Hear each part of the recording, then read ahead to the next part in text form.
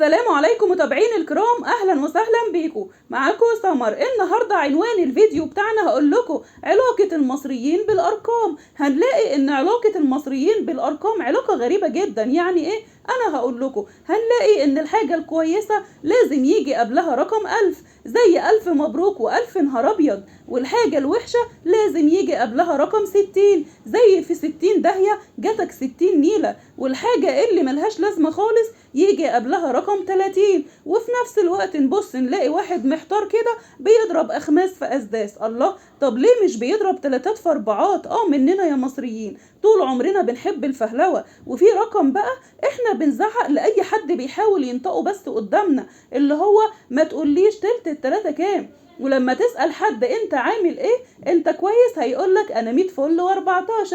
طلع بقى ان الرقم ده من ايام المصريين القدماء، لما كانوا بييجوا يرسموا البني ادم على جدران المعبد كانوا بيحتاجوا 114 مربع، وبكده يبقى الانسان مرسوم تمام وزي الفل. وعندك بقى معادلة رياضية عملناها للي مش متربي، زي 60 في 70، ودي برضو من ايام المصريين القدماء. بس المرة دي بقى لما كانوا بيجوا المصريين القدماء يرسموا الكلاب على جدران المعابد كانوا بيحتاجوا 60 مربع بس، فبقينا نقول 60 كلب.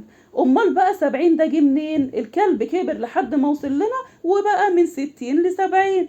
بتمنى يكون الفيديو عجبكم النهارده، وهستنى رأيكم في التعليقات، واستنوني في فيديوهات جاية كتيرة. كنت معاكم سمر عبد الحميد من قناة حكايات وحكم وأمثال مع أم تسنيم. وما تنسوش بقى اللايك والشير عشان الكل يستفيد. مع السلامة.